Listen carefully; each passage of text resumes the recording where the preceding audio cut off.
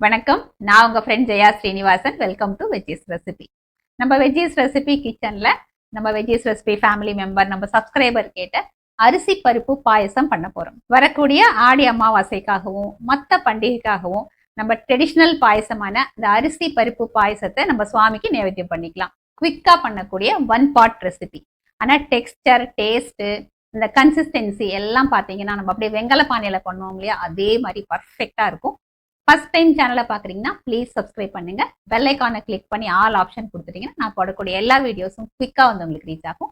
வாங்க ஈஸியாக அந்த ஒன் பாட் ரெசிபியான அரிசி பருப்பு பாயசம் எப்படி பண்ணுறதுன்னு பார்க்கலாம்.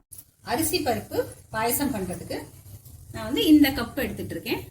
எல்லாமே வந்து இதே கப்பில் அளந்துக்க போகிறேன். நீங்கள் அது மாதிரி ஏதாவது கப்பு, டம்ளர் ஏதாவது எடுத்துக்கோங்க. இந்த கப்பில் ஒரு கப் வந்து பச்சரிசி எடுத்துட்டு இருக்கேன். நான் வந்து இன்னைக்கு பாசுமதி ரைஸ் எடுத்துட்டு இருக்கேன். கொஞ்சம் டேஸ்ட் நல்லா இருக்கும் அப்படிங்கிறதுக்காக நார்மல் நம்ம சாப்பாட்டு பச்சரிசியோட நம்ம எடுத்துக்கலாம். அரை கப்பு பாசிப்பருப்பு, 1/4 கப்பு கடலைப்பருப்பு எடுத்துட்டு இருக்கேன். 4 கப்பு வெல்லம். கொஞ்சம் இனிப்பு தூக்கலா வேணும் அப்படின்னா எக்ஸ்ட்ராவா நம்ம ஆட் பண்ணிக்கலாம். 200 ml பால் எடுத்துட்டு இருக்கேன். இது வந்து காய்ச்சின பால். முந்திரி, திராட்சை, பாதாம் இது நம்ம விருப்பத்துக்கு எடுத்துக்கலாம். இது நெய்யில நம்ம வறுத்து எடுத்துக்கணும். வாசனைக்கு ஒரு 4 ஏலக்காய் பவுடர் பண்ணி எடுத்துக்கணும். வாங்க ஸ்டார்ட் பண்ணிடலாம். ஸ்டவ்ல ஒரு பேன் வச்சிருக்கேன். இதுல பாசிப்பருப்பு சேர்த்துக்கலாம். இது லேசா நிறம் மாதிரி நல்லா வாசனை வரும் இல்லையா, அது வரைக்கும் நம்ம வறுத்துப்போம். பருப்பு நல்லா செவந்து வந்தாச்சு, நல்லா வாசனை வருது. இப்போ ஸ்டவ் ஆஃப் பண்ணிட்டு இதை வந்து நம்ம வேற பிளேட்டுக்கு ட்ரான்ஸ்ஃபர் பண்ணிக்கலாம். இதே பேன்ல கடலை பருப்பு வறுத்துக்கலாம். நல்லா செவந்து வர்ற வரைக்கும் வறுத்துக்கணும். கடலை பருப்பு லேசா செவந்து வந்ததுக்கு அப்புறம் நம்ம எடுத்து வச்சிருக்கிற அரிசியை இதில் சேர்த்துடுவோம். இதுவும் லேசா வறுத்துக்கலாம். அரிசி, கடலை பருப்பு நல்லா வறுத்தாச்சு. அரிசி ரொம்ப வறுக்க வேண்டியது, நல்லா கொஞ்சம் சூடு ஆற வரைக்கும் நம்ம வறுத்தா போதும். இப்போ ஸ்டவ் ஆஃப் பண்ணிட்டு இதையும் வந்து நம்ம வேற பிளேட்டுக்கு ட்ரான்ஸ்ஃபர் பண்ணிக்கலாம். இது கொஞ்சம் நல்லா சூடு ஆறுனதுக்கு அப்புறம் நம்ம வாஷ் பண்ணி எடுத்துப்போம். ஸ்டவ்ல குக்கர் வச்சிருக்கேன். பாருங்க, அடியில் கொஞ்சம் இந்த மாதிரி தண்ணி ஊற்றிக்கணும். நம்ம எடுத்து வச்சிருக்கிற வெல்லத்தை ஒரு பாத்திரத்தில் போட்டு இந்த மாதிரி உள்ள இறக்கிக்கலாம். இதில் கொஞ்சம் தண்ணி சேர்த்துக்கலாம். வெல்லம் முழுகிற அளவுக்கு தண்ணி ஊற்றினா போதும். நம்ம இந்த அரிசி பருப்பு எல்லாம் வறுத்து எடுத்து வச்சோம் இல்லையா, அதை வாஷ் பண்ணி எடுத்துட்டு இருக்கேன். இந்த பவுலை தூக்கி இதுக்கு மேல அப்படி வச்சுக்கலாம். நம்ம அரிசி அளந்து எடுத்துட்டோம் இல்லையா, அந்த கப்ல 4 கப்பு தண்ணி இதுல சேர்த்துக்கலாம். 2 கப்பு பால், 1 டீஸ்பூன் நெய். குக்கர் மூடிய மூடிட்டு 4 விசில் வர்ற வரைக்கும் நம்ம வேக வச்சு எடுத்துக்கலாம். குக்கர் விசில் வந்து ப்ரெஷர் ரிலீஸ் ஆயாச்சு. இப்போ குக்கர் மூடியை திறந்துடலாம். சாதம், பருப்பு எல்லாம் பாருங்க எவ்வளோ பர்ஃபெக்டா வந்திருக்கு.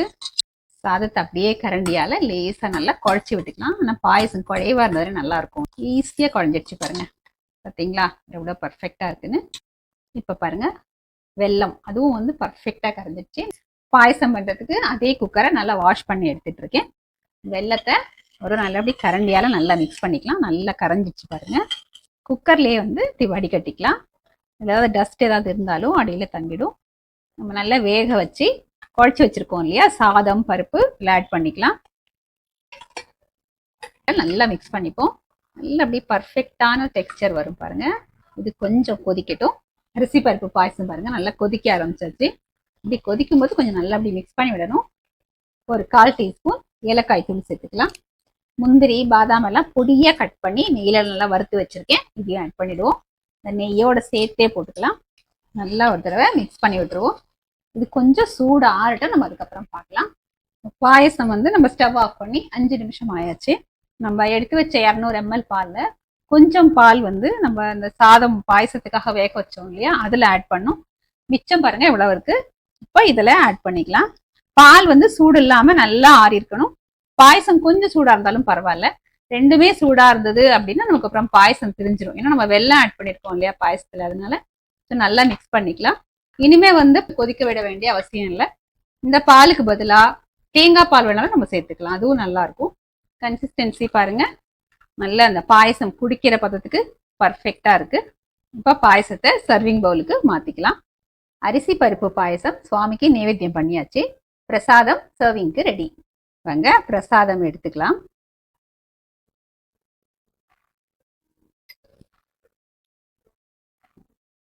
அப்படியே பிரமாதமா இருக்குங்க பாயசம்.